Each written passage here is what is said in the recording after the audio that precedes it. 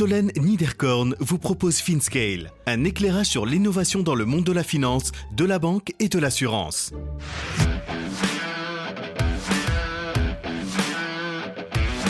Expérience, savoir-faire et créativité au profit de la tech. Marc Ménassé, CEO et fondateur de Founders Future et d'e-tech à Paris. Et ensuite, au fur et à mesure, si tu veux, en discutant, en présentant Founders Future, en co-investissant avec des entrepreneurs et des familles, j'ai eu l'opportunité et les sollicitations d'ouvrir ce véhicule à d'autres et donc de convertir finalement une initiative qui était assez personnelle dans une sorte de club où le dénominateur commun, c'est que tous les gens qui sont mes associés aujourd'hui dans Founders Future sont des gens qui ont créé leur business, opèrent leur business, que ce soit des entrepreneurs de la tech ou pas de la tech, ou des très grandes familles qui ont des business depuis très longtemps, mais qui ont un enjeu eux-mêmes de transformation digitale et technologique dans leur business. Il fallait choisir 2 sujets avec Marc pour rester focus, mais à vrai dire, nous aurions pu en ouvrir 10. Cet entrepreneur historique de la scène tech française nous dévoile donc, dans cet épisode, les secrets de Founders Future et de d'e-tech. Nous commençons par la création du Venture Studio situé à Paris, qui investit en amorçage dans des startups qui vont cartonner. Cette alliance de réseaux, d'intelligence collective et de mise de fonds permettent à Founders Future d'accompagner de nombreuses jeunes sociétés pour leur permettre de se développer dans les meilleures conditions. Nous parlons de Card, de Monza, mais aussi de startups que vous avez déjà entendues sur FinScale comme Memobank ou Lydia. Nous prenons aussi le temps de comprendre les thèmes que Marc et ses associés suivent de près et là où se trouve leur expertise. La deuxième partie de cette discussion nous amène à comprendre les raisons du lancement du SPAC d'e-tech, mais aussi toutes les subtilités de ce véhicule un peu unique dont nous avons tous beaucoup entendu parler en 2021. C'est absolument captivant. Bonne écoute à tous!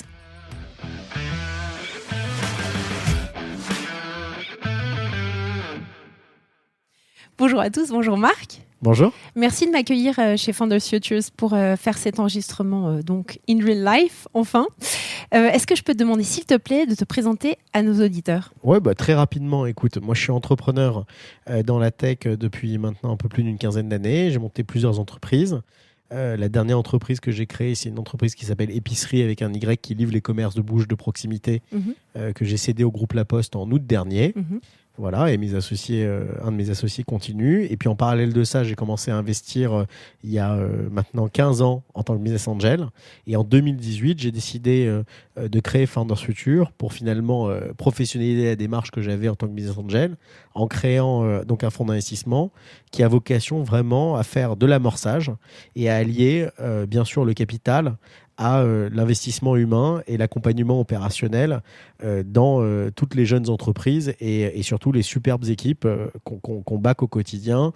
On est aujourd'hui en début 2022. On a backé une grosse soixantaine d'entrepreneurs avec Founders Future. En combien de temps ? Ça va être notre 4e année, ouais. et dont une grande proportion sur les sujets qui nous intéressent aujourd'hui et qui t'intéressent particulièrement, et où je te suis, qui sont les sujets FinTech en l'occurrence. Parfait, donc on va parler de Founders Futures, bien sûr, mais on va aussi parler de SPAC, donc ce sera la deuxième partie de l'épisode. Alors, tu reviens sur les tout débuts quand tu étais business angel. Quel type d'investissement tu faisais au tout début et comment tu t'y prenais concrètement ? Écoute, déjà c'était un marché qui était vraiment un marché différent de celui d'aujourd'hui. Il y avait une petite communauté d'entrepreneurs de la tech et il y avait une petite communauté d'entrepreneurs en devenir. Donc déjà, il y avait peu de dossiers. Et l'hygiène de vie que moi j'ai toujours eue, c'était de dire que j'avais envie d'investir dans des entreprises et des modèles que je connaissais bien, où je pouvais apporter de la valeur ajoutée, et donc pas céder aux sirènes de la curiosité, si tu veux, pour rentrer dans un business, mais me dire que j'allais vraiment créer de la valeur à côté des fondateurs, et avec des gens avec qui j'avais un super fit. Et j'ai appliqué ça pendant des années et j'avoue que ça s'est très très bien passé. J'ai fait, je dirais, une trentaine d'investissements à titre perso avant de créer Founders Future. Donc c'était très actif parce qu'on parle d'années entre 2005, 2006 et 2016. Donc, et 2016-2017. Donc franchement, c'était des années où il n'y avait pas autant de création d'entreprises dans la tech qu'aujourd'hui. Et c'est d'ailleurs ça qui m'a donné le goût à lancer cette structure de Super Angel qui est Founders Future. Parce qu'à chaque fois que je m'investissais dans une entreprise, finalement, ce que j'aimais, et là où j'avais pas mal d'échos de la part des fondateurs, c'était quand je m'installais avec eux en mode soirée week-end pour régler des problèmes. Et je me suis dit que finalement, régler des problèmes, ça avait de l'avenir. C'est bien, c'est bien. Et alors, tu faisais ça full-time avant de lancer Founders Future ? Non, je faisais pas ça full-time. J'ai toujours été entrepreneur. Ok. Voilà, et j'ai essayé de le faire dans un mode, je dirais, soirée week-end. D'accord.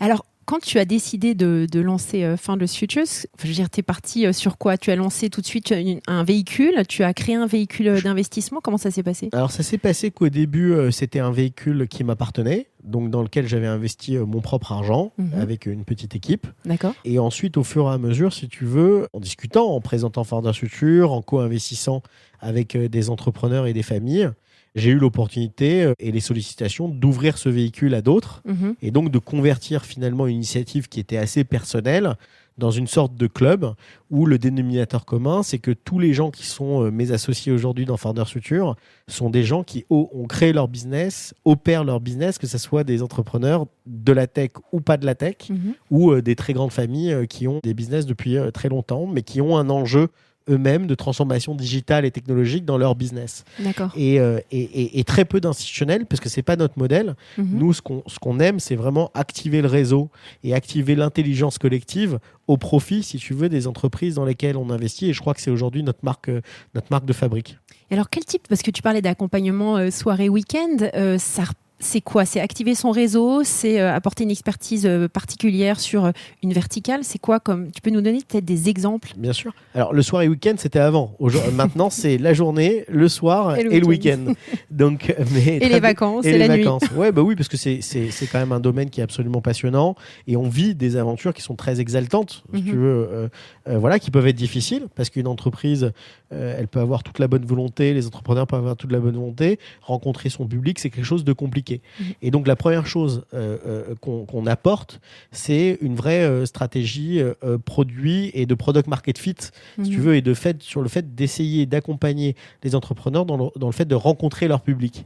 Moi, j'aime beaucoup parce que, si tu veux, rencontrer son public, c'est créer de la pression positive dans une entreprise. Parce que quand tu as des clients, du coup, tu arrives à écouter, tu arrives à t'améliorer et surtout tu crées beaucoup de fierté et une dynamique positive dans l'entreprise et auprès de tes collaborateurs. Donc ça, c'est le premier point. C'est vraiment faire en sorte d'avoir les bonnes KPIs et la bonne vision liée au produit pour que le produit puisse fitter un marché et des clients. Le deuxième point, c'est le BizDev et la croissance. Aujourd'hui, les entreprises dans la tech, elles ont un avenir parce qu'elles arrivent à montrer justement ce développement commercial et cette croissance. Si tu vois des hyper levées tous les jours, c'est parce que c'est des entreprises qui ont une forte croissance. Et pour ça, il faut que le commerce et le marketing, si c'est du consumer, soient au cœur de l'action. Et je crois qu'on a un bon sens du commerce chez Founders Future, que ce soit du côté consumer, parce qu'on en fait beaucoup, on fait aujourd'hui plus de 50% de consumer, on comprend bien les rouages de l'évolution du consommateur. Et donc, on arrive à faire la courroie de transmission entre l'évolution de ses usages et comment je vais chercher un client.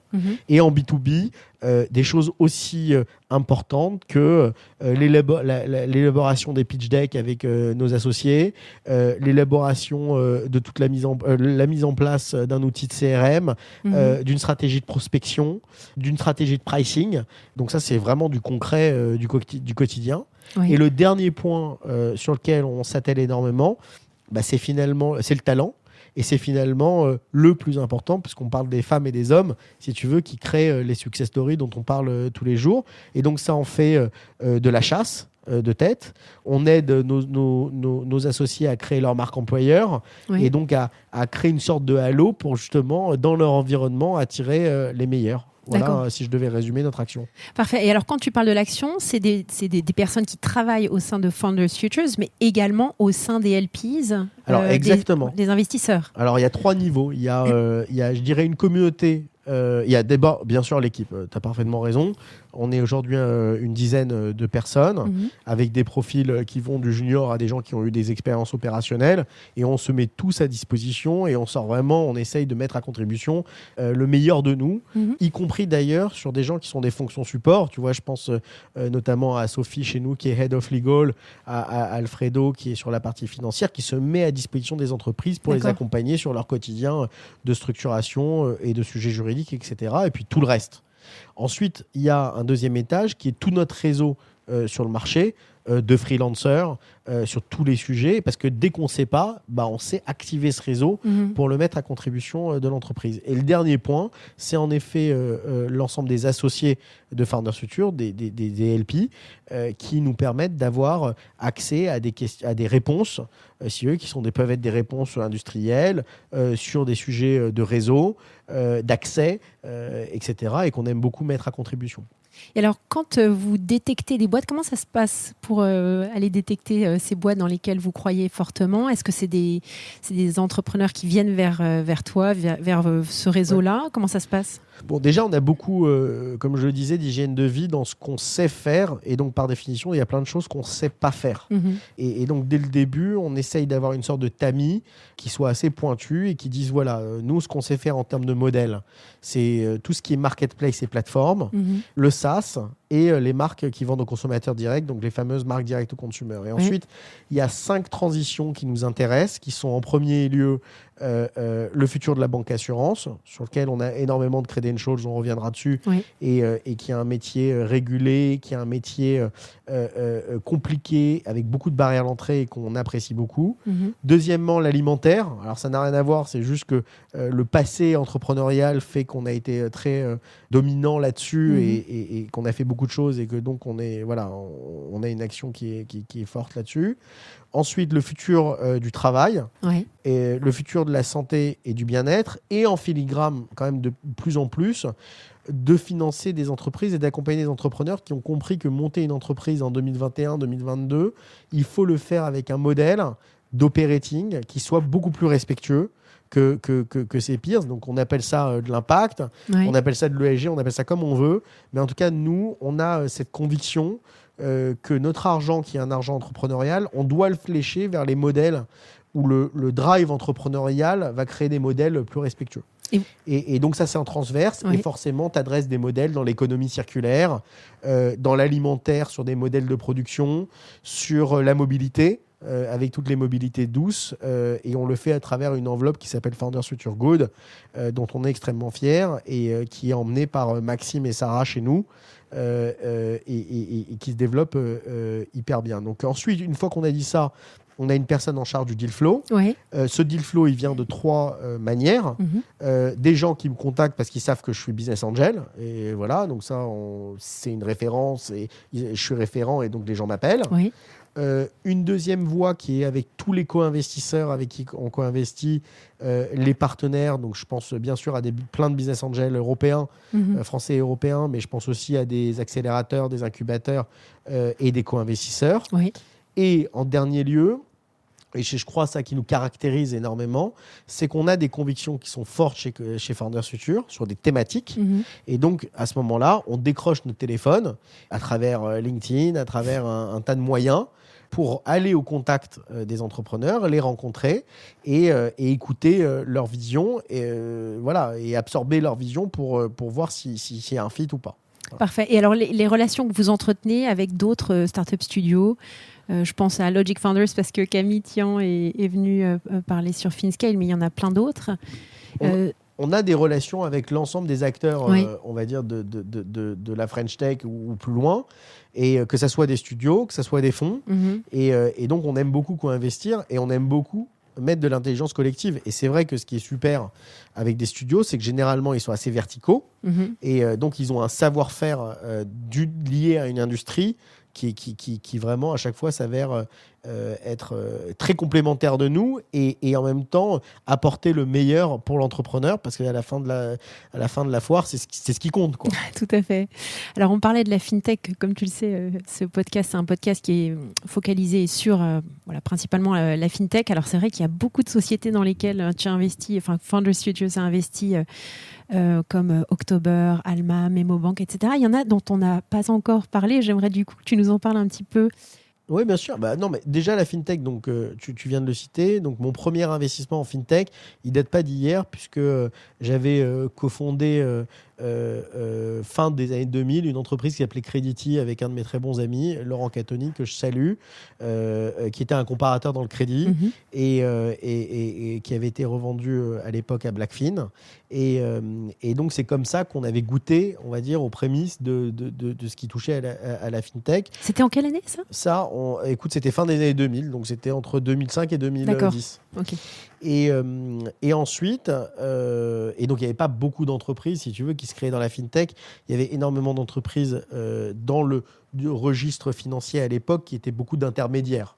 Et ensuite, il y a eu des opérateurs qui se sont créés. Et donc, un de mes premiers tickets en fintech, ça a été le Précide d'October, qui à l'époque s'appelait Lendix. Voilà, où j'avais investi à titre perso chez mon ami Olivier Goy, qui est un entrepreneur juste phénoménal et qui a eu cette vision, après 1, 2, 3 Ventures, de démocratiser le lending au service des petites et moyennes entreprises.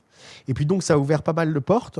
Et quand j'ai lancé Founders Future, on s'est tout de suite dit, à l'époque avec Valentine Baudouin, il fallait accélérer ça et donc c'est ce qu'on a fait.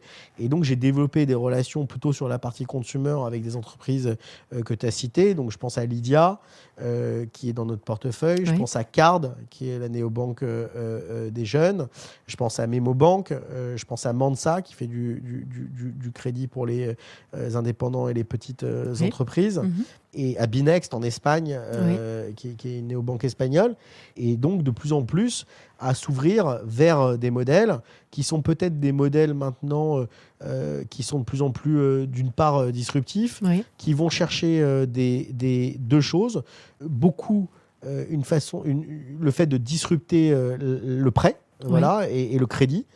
Donc je pense notamment à tout ce qui est embedded finance, avec une entreprise dans laquelle j'ai investi que j'aime beaucoup qui s'appelle Silver. Allez dire Swan. Alors Swan c'est sur la partie banking basse, mais Silver sur la partie crédit. Oui, tout à fait. Donc tu sais qu'il fait du revenue based financing pour les Nima, marques. Nima qui est passé aussi sur Finscale. Ils sont tous passés quasiment. Ils sont tous passés, tu les as tous.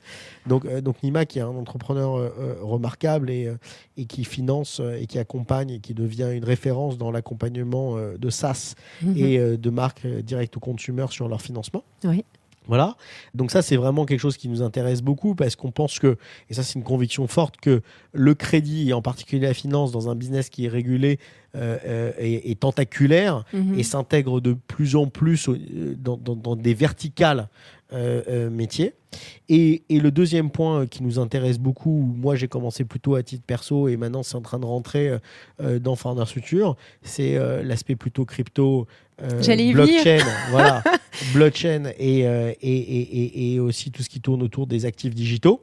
Et en effet, le dernier business en date, c'est on a financé une entreprise, donc on l'annonce là, qui s'appelle Bitstack et qui fait notamment de l'épargne à travers de l'arrondi et du cashback, qui est placé en crypto. D'accord. Voilà, et qui notamment cible les nouvelles générations. Et dans la crypto, parce que c'est très très vaste, dans tous les business en DeFi, quels sont les sujets, toi, qui t'interpellent particulièrement, qui t'intéressent, que tu regardes de près ?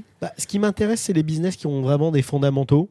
Et je dirais, les business qui ont des fondamentaux, c'est des business plutôt d'infrastructure et de protocole, forcément, auxquels je suis très sensible parce qu'on ne peut pas balayer d'un revers de main l'avenir qui est devant nous et le fait que cet avenir repose sur des protocoles et de l'infrastructure qui permettra de créer un écosystème qui permet de créer un écosystème et qui permet du coup à tout cet écosystème d'exister et d'opérer. Donc ça, c'est le premier point. Le deuxième point, loin de tout ce qu'on peut voir dans le Web3 et de la folie un peu qu'il y a en ce moment dans le Web3, c'est de regarder des business à côté d'entrepreneurs qui ont une expérience, on va dire, dans un domaine, qui comprennent les enjeux réglementaires, qui comprennent le go-to-market, parce que c'est quelque chose de très différent de toutes les années qu'on a vécues dans la tech et dans le web. Tout à fait. Et donc, c'est ce qui nous intéresse. Donc, on a toujours, on va dire, on est très motivé d'un côté et on a un peu de recul pour faire la part des choses entre des projets qui sont plus ou moins farfelus et des projets qui ont un véritable avenir. Voilà, c'est un peu notre métier d'ailleurs. Tout à fait. Ok, merci beaucoup. C'était très intéressant. Alors maintenant, j'aimerais qu'on parle du SPAC. On en a énormément parlé en 2021 des SPAC et j'aimerais que tu parles du SPAC que tu as lancé et d'ailleurs qui est en train de clôturer. Peut-être pour les auditeurs, je pense qu'il y a eu énormément d'articles de presse, etc. Mais ce serait, je pense, très intéressant que tu nous expliques comment on lance un SPAC, comment ça se lance, comment ça fonctionne de manière plus concrète. Oui, alors déjà, un petit cours sur un le petit SPAC. cours sur les SPAC. Donc déjà, le SPAC, là où, avec Michael Benabou, un de mes associés, Charles Hubert, qui a cofondé venteprivée.com, Charles Hubert de Chaudenay, qui en a été le CEO, et Emma CSF et Eddy, qui sont nos partenaires financiers dans le SPAC. Ce que l'on a vu dans le SPAC il y a maintenant 24 mois, c'est que c'était un outil assez exceptionnel pour ouvrir un chapitre de création de valeur dans une entreprise qui était mature, qui pouvait aller se coter, mais qui allait du coup recréer une alliance entrepreneuriale. Parce qu'il faut se rappeler des SPAC, il y a 24 mois, 36 mois, etc. C'était plutôt des choses qui étaient faites, des initiatives qui étaient faites par des entrepreneurs dans le but de rouvrir ce chapitre de création de valeur. Et c'est comme ça d'ailleurs qu'on l'a fait. Et les premiers SPAC aux États-Unis, c'est comme ça que ça s'est fait. C'est de dire voilà, je suis entrepreneur, j'ai envie de faire du late stage, l'outil si tu veux, de cotation dans un environnement très concurrentiel comme la tech est absolument top parce que ça permet de donner de la liquidité aux investisseurs, un peu aux entrepreneurs, de pouvoir. Et donc, c'est un point important, la liquidité dans notre écosystème. Il n'y en a pas du tout assez. Avec une sorte de fast track, entre guillemets, en termes de processus, parce que ça s'apparente plus à un processus de M&A qu'un processus de cotation qui est très long et très fastidieux. Et je dirais le troisième point, on en parlait dans la guerre des talents, avoir, et même en B2B, d'avoir une société cotée, ça a un supplément d'âme. Parce qu'en fait, tu es beaucoup plus transparent dans ta manière de communiquer sur tes chiffres, de communiquer d'ailleurs sur l'entreprise au sens large. Il y a peu d'élus. Et comme il y a peu d'élus, il y a un supplément d'âme, que ce soit vis-à-vis des donneurs d'ordre si tu fais du B2B, que ce soit vis-à-vis des talents que tu cherches à recruter. Pour une raison simple, c'est que je rappelle à tout le monde dans notre industrie, beaucoup de gens ont de l'incentive salarié à travers des BSPCE ou des actions gratuites.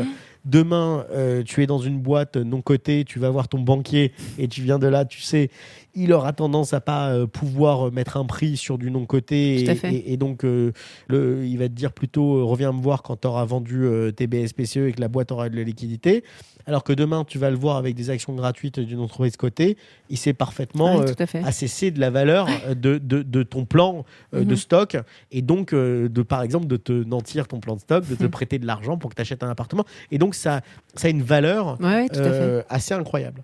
Et d'ailleurs, les entreprises américaines de la tech l'ont bien compris, au-delà de la taille du marché et voilà, à quel point le marché est booming. Donc une fois qu'on s'est dit ça, on s'est dit que c'était un super outil. C'était pas un outil connu en Europe. Il y avait très peu de SPAC en Europe parce que historiquement en France, il y avait eu Media One dans la production, qui n'était pas en plus, qui était un vrai SPAC, mais qui n'a pas déspaqué à la mode américaine puisqu'ils ont à travers la société qui était cotée en bourse, ils avaient de l'argent. Ils n'ont pas déspaqué, ça veut dire ? Si, ils ont pas fusionné, ils n'ont pas déspaqué à l'américaine. C'est-à-dire, je vais revenir dessus, mais ils n'ont pas. La logique d'un SPAC, c'est en fait de coter un véhicule en bourse qui est doté d'argent et de le fusionner avec une entreprise opérationnelle. Tout à fait. Dans le cas de Media One à l'époque, ils n'avaient pas fusionné avec une entreprise opérationnelle, ils avaient racheté une entreprise opérationnelle. Donc la société qui était cotée en bourse était devenue la maison mère de la société opérationnelle qui avait été rachetée. Alors que le SPAC, c'est une fusion. Voilà. C'est une fusion entre cette coquille vide qui est cotée et qui a de l'argent et une société opérationnelle. C'est le fameux despacking dont je parlais. Donc comment on s'y prend pour faire un SPAC ? Déjà, il faut avoir une thèse qui soit une thèse qui colle à ce qu'on sait faire. Et donc, loin de l'euphorie américaine, les bons SPAC, que ce soit aux États-Unis ou en Europe, sont des SPAC qui ont été faits par des entrepreneurs qui restaient dans ce qu'ils savaient faire. Et donc, nous, notre SPAC qui s'appelle DEE, et donc ça veut dire Digital et E-Commerce Enabler. Et avec Charles Hubert, Michael et moi, ça fait plus de 15 ans qu'on fait ça. On a une activité d'investissement dans cet environnement. On a décortiqué toute la chaîne de valeur B2B dans l'e-commerce. Donc, le marketing en ligne, les softwares e-commerce, tout ce qui est autour du paiement, tout ce qui est autour de la logistique et de la supply chain et tout ce qui est autour du CRM qui compose cette chaîne alimentaire des enablers, des facilitateurs à l'e-commerce.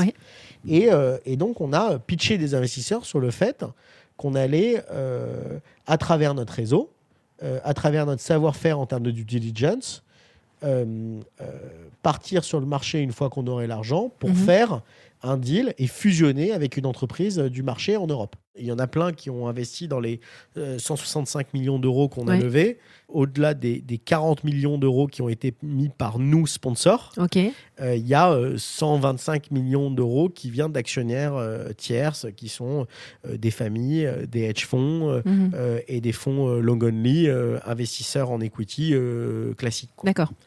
En equity market classique. Et donc, une fois que tu récoltes cet argent, donc avec un process qui est mené par des banques, comme c'est le cas pour une IPO. Tout à fait, c'est le même process. En l'occurrence, pour nous, c'était Deutsche Bank et Société Générale. Tu cotes ton véhicule et une fois que ton véhicule est coté, tu pars sur le marché pour rencontrer les entreprises auxquelles tu pensais. Pour faire un deal avec une de ces entreprises. Donc les gens se disent souvent un SPAC, oui, c'est comme un fonds, tu fais plusieurs entreprises. Non, un SPAC, dans la majeure partie des cas, c'est une entreprise. Et tu as 2 ans pour faire le deal. Et tu as 24 mois pour faire le deal, absolument. Et au bout de 24 mois, si tu n'as pas fait de deal, tu dois rendre l'argent 1 pour 1 aux investisseurs. Et il y a une autre particularité, c'est que dans un SPAC, si l'entreprise que tu présentes aux investisseurs ne leur plaît pas, ils peuvent reprendre leur argent 1 pour 1. Ah, je ne savais pas ça. Voilà. Donc, ça a une flexibilité pour l'investisseur, parce que les gens parlent souvent des SPAC sans forcément connaître les SPAC. Ça a une flexibilité pour l'investisseur qui est très importante. Ensuite, dans notre cas, les gens se disent « Ah oui, mais comment vous gagnez de l'argent en tant que sponsor ceux qui font le SPAC ?» Eh bien, nous, on a énormément disrupté on va dire cette façon de faire de l'argent. Aux États-Unis, la majeure partie des SPAC faisaient de l'argent en prenant, et c'est quelque chose de market practice, 20% de l'argent qui est levé en action. Voilà. Et ils touchaient ces 20% de l'argent qui est levé en action au moment de la combinaison business, donc de la fusion. Ce qui d'ailleurs posait énormément de questions sur l'alignement d'intérêts finalement entre les sponsors et les investisseurs. Voilà. Donc, nous, on a fait les choses différemment. 20%, les sponsors touchent toujours 20%, parce que c'est ça la pratique de marché. En revanche, nous, ces 20% sont déclenchés, et ça a été quelque chose d'inédit en France, et on a été parmi les premiers en Europe. Notre promote, c'est comme ça que ça s'appelle, se déclenche un tiers lorsqu'on aura trouvé la cible et fait le deal. Un tiers quand le cours va monter de 20%. Donc tous nos investisseurs auront fait 20% d'upside.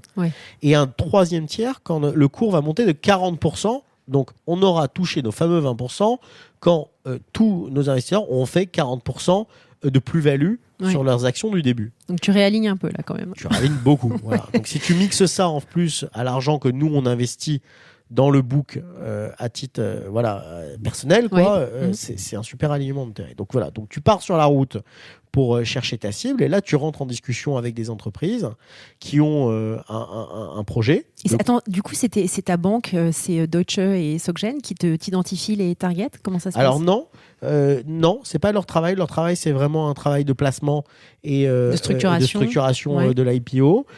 Déjà les cibles, faut mieux quand on fait un SPAC partir avec des cibles en tête ou des gens qu'on connaît. C'est quand même mieux plutôt que de s'improviser une fois qu'on a levé l'argent. D'ailleurs, c'est parce que moi j'en connais qui sont comme ça. Alors beaucoup aux États-Unis, dans l'euphorie collective de tous les SPAC qui sont montés en 2021, mais en Europe, je dois dire que c'est peu comme ça, parce que si tu regardes le dénominateur commun de toutes les équipes de sponsors en Europe, c'est souvent des gens qui ont pignon sur rue, souvent des gens qui ont des activités d'investissement, souvent des gens qui ont été entrepreneurs, et donc on est très très loin de l'euphorie collective. Ils ne lancent pas la fleur au fusil. Non, aux US, je dirais, tu as plus de SPAC que de boîtes à racheter, si tu veux. Voilà, en Europe, c'est plutôt l'inverse. Tout à fait. Et donc, tu identifies les entreprises avec qui tu veux rentrer en contact. Et en effet, libre à toi de prendre une banque conseil au moment où tu rentres en relation avec l'entreprise avec qui tu souhaites faire le deal pour t'accompagner sur ce processus qui s'apparente un peu plus à un processus hybride entre du M&A et une IPO. D'accord. Alors, dernière question, c'est la clôture du SPAC. Et puis, ton rôle, toi, et le rôle de tes partenaires, des sponsors dans le SPAC une fois qu'il a été fusionné, en fait. Fusionné, exactement. Donc là, il y a tout un process réglementaire et d'obtention, on va dire, et de passage des différentes étapes réglementaires qui est important parce que c'est des opérations qui sont lourdes au niveau administratif et financier. Donc, on est là-dedans. Et ensuite, en fait, c'est une opération de late stage pour Michael, Charles Hubert, l'équipe, moi, etc. C'est qu'en fait, on rentre dans la gouvernance de l'entreprise comme on le ferait dans une entreprise qui a grossi au sein de nos portefeuilles, d'investisseurs. Voilà, Sauf que c'est une société cotée, donc il n'y a plus tout à fait... C'est un peu plus contraignant quand même. C'est un peu plus contraignant et c'est une société un peu plus importante, donc en termes de taille. Forcément, quand on a un ADN d'entrepreneur, on a envie toujours d'être dans une gouvernance active, de pouvoir apporter sa patte, son savoir-faire, son réseau. Et je crois que c'est exactement là-dedans qu'on s'inscrit avec toute l'équipe de D-Tech. Et avec en ligne de mire le fait d'avoir cette opportunité incroyable de créer un leader européen. Super. Écoute, c'était passionnant. Voilà. C'est déjà fini. Écoute. C'est passé vite. J'ai envie de te demander les prochaines étapes pour toi et pour Founders Future. Écoute, les prochaines étapes pour nous et Founders Future, c'est d'une part toujours créer plus de valeur avec nos associés et répondre présent. On est dans un monde vraiment qui, je trouve, va de plus en plus vite pour une simple et bonne raison. Si on regarde les 3 dernières décennies, 2000-2010, on n'avait pas de marché, pas d'usage, pas d'infrastructure et pas d'argent. Entre 2010 et 2020, on a commencé à voir l'arrivée du smartphone, de l'infrastructure et un peu d'argent et un peu d'usage. Et post-2020, et en particulier après l'accélération de la pandémie, on a une sorte de triptyque et d'alignement des planètes phénoménal entre l'usage des consommateurs et des entreprises, beaucoup d'infrastructures disponibles pour développer ces initiatives entrepreneuriales et de l'argent disponible et un capital disponible incroyable. On en voit, en témoignent toutes les récentes annonces que tout le monde a pu voir. Et donc, je crois que nous, notre mission, c'est vraiment de toujours répondre présent auprès des équipes d'entrepreneurs qu'on back pour créer cette colonne vertébrale du business, créer des candidats à lever, à se donner les moyens de nos ambitions et à conquérir les marchés qu'ils adressent. Et c'est ça notre fierté. Et on a envie de toujours s'améliorer sur ce cœur de métier qu'on fait chez Founders Future. Le deuxième point, c'est que forcément, il y a des thématiques qui nous attirent, dans lequel on a envie d'investir, de tirer notre épingle du jeu. On parlait notamment du Web3, de tout ce qui est DeFi et de tout ce qui est autour de la crypto. C'est quelque chose sur lequel on va se professionnaliser et avancer et continuer notre mission peut-être en dehors un peu des frontières françaises. Aujourd'hui, on a quand même un nombre assez significatif d'entreprises de notre portefeuille qui sont en dehors de France, en Autriche, en Espagne, au UK, en Allemagne et un peu aux États-Unis. Et je crois qu'on a envie de continuer ça parce qu'on pense que connecter notamment ce réseau d'entrepreneurs incroyable qu'on back partout en Europe, ça a beaucoup de valeur. Partons du principe que l'ambition de tous les entrepreneurs qu'on accompagne, c'est à un moment donné de sortir de France ou de sortir de leur pays d'origine. Et quoi de mieux que le network effect pour justement pouvoir les accompagner. Donc c'est voilà, la communauté d'entrepreneurs Founders Future, toujours plus de valeur ajoutée auprès d'eux et un certain nombre de nouvelles thématiques qu'on veut mettre à l'ordre du jour en 2022. Parfait. Quel bouquin tu nous recommandes pour clôturer l'épisode ? Je recommande un bouquin exceptionnel qui est le bouquin de Hubert Joly, qui a été le CEO de Best Buy et qui a opéré le retournement de Best Buy. Et vraiment, j'ai pris énormément de plaisir à le lire pendant la trêve hivernale. Voilà, comment il a remis du sens dans la mission, qui était une mission qui consistait à retourner Best Buy, qui forcément avait Amazon en face et vendait de l'électronique à l'heure où tous les consommateurs se tournaient au e-commerce, et qu'il a réussi à vraiment apporter un supplément d'âme qui s'est avéré être un facteur clé de succès dans le retournement de Best Buy aux États-Unis. Et vraiment, j'ai pris beaucoup de plaisir à lire ce bouquin. Top. Merci Marc. Merci à bientôt. À toi. Au revoir. Merci à tous pour votre écoute. Je suis ravie d'avoir partagé ce moment avec vous. N'hésitez pas à me contacter sur Twitter ou LinkedIn pour me faire part de vos commentaires ou de vos réactions. Et je compte sur vous pour noter cet épisode sur vos plateformes de podcast préférées. À la semaine prochaine.